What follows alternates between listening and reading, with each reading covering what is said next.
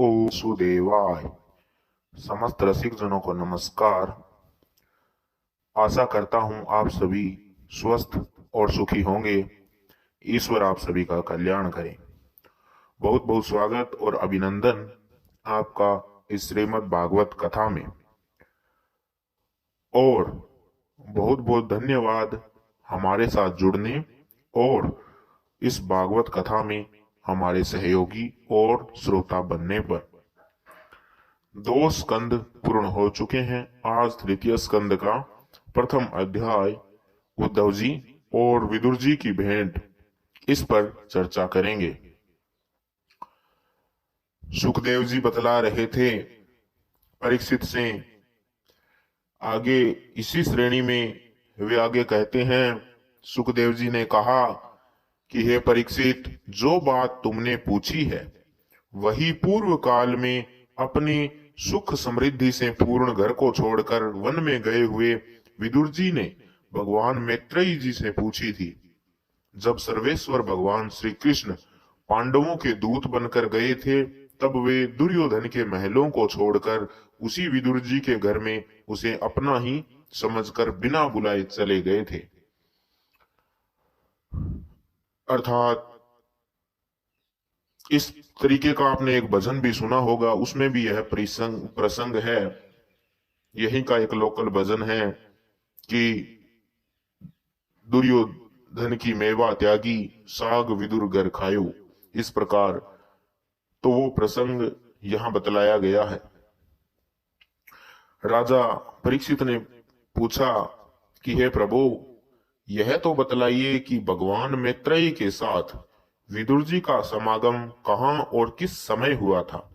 पवित्र आत्मा विदुर ने महात्मा मैत्रेयी जी से कोई साधारण प्रश्न नहीं किया होगा, क्योंकि उसे तो मैत्रेयी जी जैसे साधु शिरोमणि ने अभिनंदन पूर्वक उत्तर देकर महिमान्वित किया था। सूत जी कहते हैं कि सर्वज्ञ सुखदेव जी ने राजा परीक्षित के इस प्रकार पूछने पर अति प्रसन्न होकर कहा कि सुनो। श्री सुखदेव जी कहने लगे, हे परीक्षित, यह उन दिनों की बात है जब अंधे राजा धृतराष्ट्र ने अन्याय पूर्वक अपने दुष्ट पुत्रों का पालन पोषण करते हुए अपने छोटे भाई पांडु के अनाथ बालकों को लाक्षा भवन में भेजकर आग लगवा दी। जब उनकी पुत्र वधु और महाराज युधिष्ठिर की पटरानी द्रौपदी के केस दुशासन ने बड़ी सभा में खींचे, उस समय द्रौपदी की आंखों से आंसुओं की धारा बह चली और उस प्रवाह से उसके वक्षस्थल पर लगा हुआ केसर भी बह चला। परंतु धृतराष्ट्र ने अपने पुत्र को उस कुकर्म से नहीं रोका, अर्थात उस अधर्मपूर्ण कार्य में उसका मूक दर्शक और मूक भाषा में अपनी सहमति जताता रहा। दुर्योधन ने सत्यपरायण और भोले भाले युधिष्ठिर का राज्य जुए में अन्याय से जीत लिया और उन्हें वन में निकाल दिया। किंतु वन से लौटने पर प्रतिज्ञा अनुसार जब उन्होंने अपना न्यायोचित पैतृक भाग मांगा, तब भी मोहवश उन्होंने उन अजात शत्रु युधिष्ठिर को उनका हिस्सा नहीं दिया। महाराज युधिष्ठिर के भेजने पर जब जगत गुरु भगवान श्री कृष्ण ने कौरवों की सभा में हित भरे सुमधुर वचन कहे, जो भीष्म आदि सज्जनों को अमृत से लगे, पर कुरु राजन ने उनके कथन को भी आदर नहीं दिया। देते भी कैसे, उनके तो सारे पुण्य नष्ट हो चुके थे और बुद्धि फिर चुकी थी, विवेक नष्ट हो चुका था। फिर जब सलाह के लिए विदुर जी को बुलाया गया, तब मंत्रियों में श्रेष्ठ विदुर जी ने राज्य भवन में जाकर बड़े भाई धृतराष्ट्र के पूछने पर उन्हें वह सम्मति दी, जिसे नीति शास्त्र के जानने वाले पुरुष विदुर नीति कहते हैं।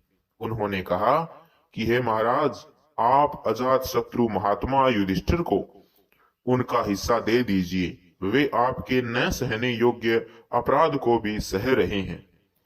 भीम रूप काले नाग से तो आप डरते भी बहुत हैं। देखिए, वह अपने छोटे भाइयों के सहित बदला लेने के लिए बड़े क्रोध से फुफकारे मार रहा है।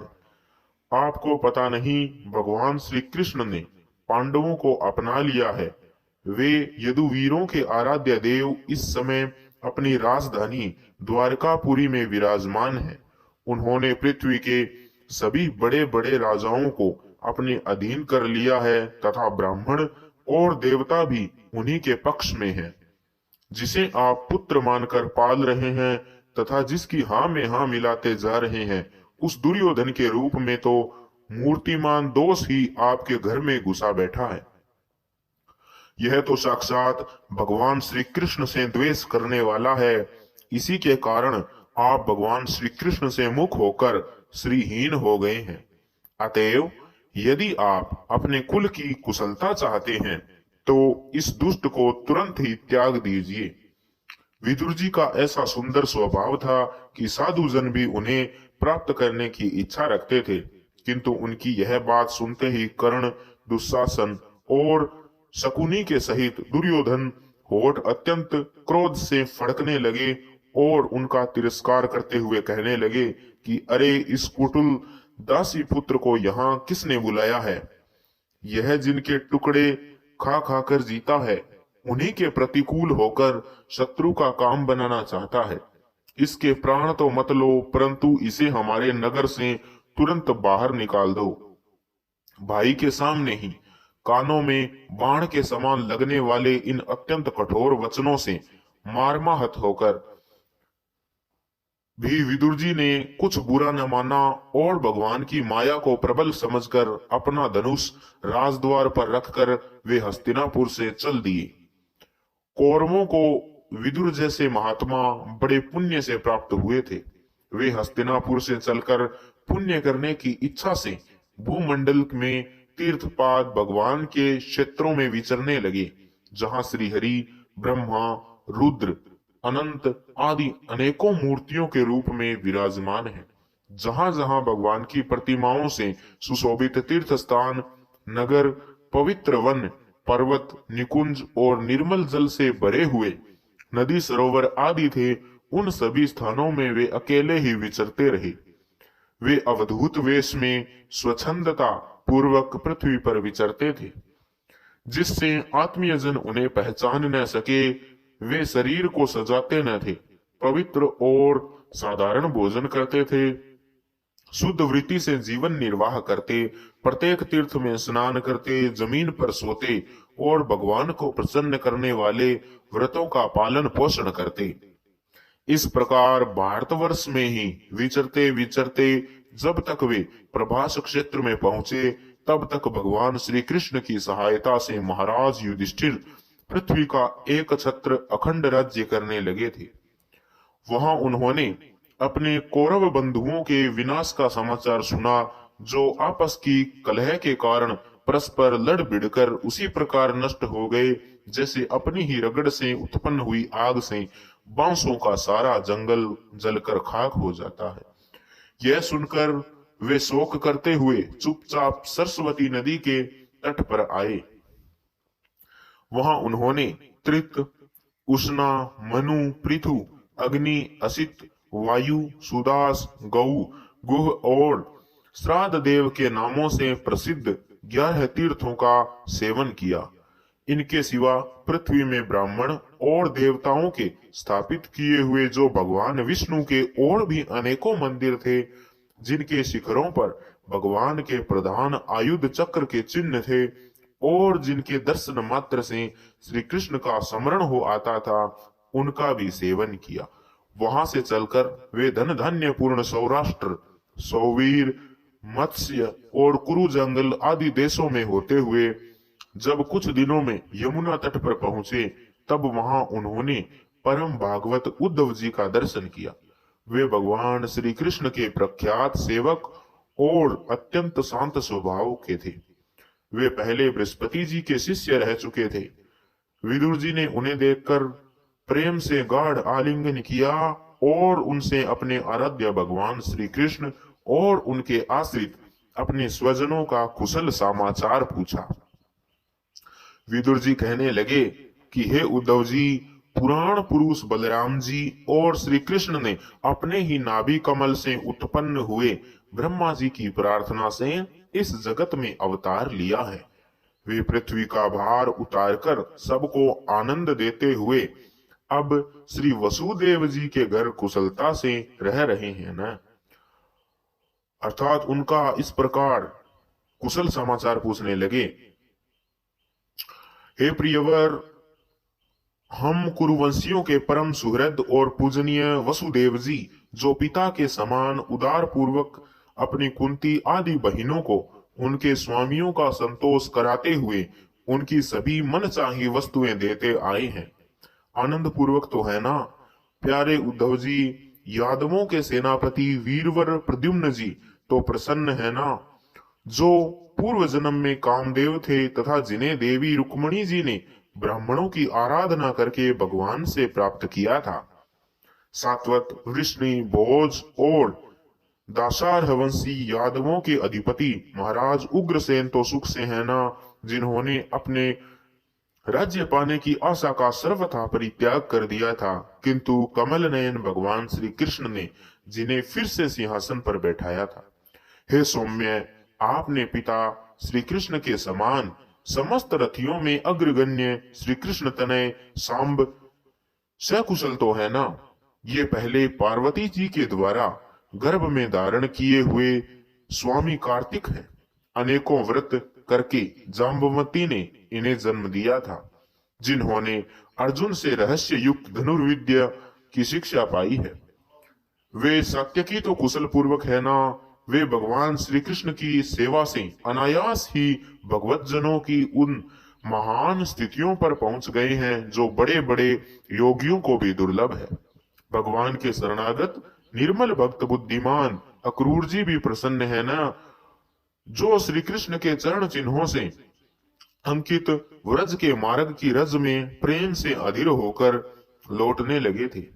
भोजवंशी देवकी की पुत्री देवकी जी अच्छी तरह है ना, जो देव माता अदिति के समान ही साक्षात विष्णु भगवान की माता है।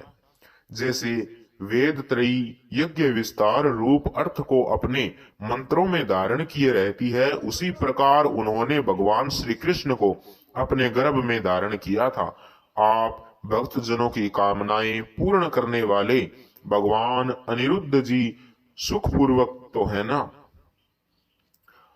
जिन्हें शास्त्र वेदों के आदिकरण और अंतःकरण चतुष्ट के चौथे अंश में मन के अधिष्ठाता बतलाते हैं। अर्थात यहाँ पर मन के अधिष्ठाता अनिरुद्ध जी को बतलाने का तात्पर्य यह है कि चित्त के अधिष्ठाता क्रमशः वासुदेव, अहंकार के संकर्षण, बुद्धि के प्रद्युम्न और मन के अनिरुद्ध, ये अंतःकरण के चार अंश हैं और इन्हीं के ये अधिष्ठाता बतलाए गए। सौम्य भाव उद्धव जी अपने हृदयेश्वर भगवान श्री कृष्ण का अनन्य भाव से अनुसरण करने वाले जो हृदिक सत्यभामानंदन, चारुदेशन और गद आदि अन्य भगवान के पुत्र हैं, वे सब भी कुशल पूर्वक है ना। तो इस प्रकार उन्होंने हालचाल पूछा। आगे कहते हैं कि महाराज युधिष्ठिर अपनी अर्जुन और श्री कृष्ण रूप दोनों भुजाओं की सहायता से धर्म मर्यादा का न्याय पूर्वक पालन तो करते हैं ना। मैं दानव की बनाई हुई सभा में इनके राज्य वैभव और दबदबे को देखकर दुर्योधन का बड़ा डाह हुआ है। अपराधियों के प्रति अत्यंत असहिष्णु भीमसेन ने सर्प के समान दीर्घकालीन क्रोध को छोड़ दिया है क्या? जब वे गदा युद्ध में तरह तरह के पैंतरे बदलते थे, तब उनके पैरों की धमक से धरती डोलने लगती थी। जिनके बाणों के जाल से छिपकर किरात वेशधारी अतएव किसी की पहचान में न आने वाले भगवान शंकर प्रसन्न हो गए थे। वे रथी और यूथपतियों का सुयश बढ़ाने वाले गांडीवधारी अब तो उनके सभी शत्रु शांत हो चुके हैं। पलक जिस प्रकार नेत्रों की रक्षा करते हैं, उसी प्रकार कुंती के पुत्र युधिष्ठिर आदि जिनकी सर्वदा संभाल रखते हैं और कुंती ने ही जिनका लालन पालन किया है, वे माद्री के यमज पुत्र नकुल सहदेव कुशल से तो है ना? उन्होंने युद्ध में शत्रु से अपना राज्य उसी प्रकार छीन लिया जैसे दो गरुड़ इंद्र के मुख से अमृत निकाल लाए। अहो बेचारी कुंती तो राजर्षि श्रेष्ठ पांडु के वियोग में मृत प्राय सी होकर भी इन बालकों के लिए ही प्राण धारण किए हुए है। रथियों में श्रेष्ठ महाराज पांडु ऐसे अनुपम वीर थे कि उन्होंने केवल एक धनुष लेकर ही अकेले चारों दिशाओं को जीत लिया था। हे सौम्य स्वभाव उद्धव जी, मुझे तो अधः पतन की ओर ले जाने वाले उन धृतराष्ट्र के लिए बार बार शोक होता है, दुख होता है, जिन्होंने पांडवों के रूप में अपने परलोकवासी भाई पांडु से ही द्रोह की कर दिया तथा अपने पुत्रों की हाँ में हाँ मिलाकर अपने हित चिंतक मुझको भी नगर से निकलवा दिया। किंतु हे भाई, मुझे इसका कुछ भी खेद अथवा आश्चर्य नहीं है। जगत विधाता भगवान श्री कृष्ण ही मनुष्यों की सी लीलाएं करके लोगों को मनोवृत्तियों को भ्रमित कर देते हैं। मैं तो उनकी कृपा से उनकी महिमा को देखता हुआ दूसरों की दृष्टि से दूर रहकर सानंद विचार कर रहा हूँ। यद्यपि कौरवों ने उनके बहुत से अपराध किए, फिर भी भगवान ने उनकी इसलिए उपेक्षा कर दी थी कि वे उनके साथ उन दुष्ट राजाओं को भी मारकर अपने शरणागतों का दुख दूर करना चाहते थे, जो धन, विद्या और जाति के मद से अंधे होकर कुमार्गगामी हो रहे हैं और बार बार अपनी सेनाओं से पृथ्वी को कंपा रहे हैं। हे उद्धव जी, भगवान श्री कृष्ण जन्म और कर्म से रहित है, फिर भी दुष्टों का नाश करने के लिए और लोगों को अपनी ओर आकर्षित करने के लिए उनके दिव्य जन्म कर्म हुआ करते हैं। नहीं तो भगवान की तो बात ही क्या है, दूसरे जो लोग गुणों से पार हो गए हैं उनमें भी ऐसा कौन है जो उस कर्माधीन देह के बंधन में पड़ना चाहेगा। अतः हे मित्र, जिन्होंने अजन्मा होकर भी अपनी शरण में आए हुए समस्त लोकपाल और आज्ञाकारी भक्तों का प्रिय करने के लिए यदुकुल में जन्म लिया है, उन पवित्र कीर्ति श्री हरि की बातें सुनाओ। तो उन्होंने इस प्रकार कहा। आगे उद्धव जी उन्हें भगवान की बाल लीलाओं का वर्णन करेंगे। इसकी चर्चा हम आगे द्वितीय अध्याय में करेंगे। आज के तृतीय स्कंद के इस प्रथम अध्याय में इतना ही। पुनः आपका बहुत बहुत धन्यवाद। अब मैं आपसे लेता हूं विदा। इति श्रीमद्भागवते महापुराणे पारमहंस्यायाम संहितायाम तृतीय स्कंधे विदुरोद्धव संवादे प्रथमो अध्यायः। हरि ओम तत्सत्।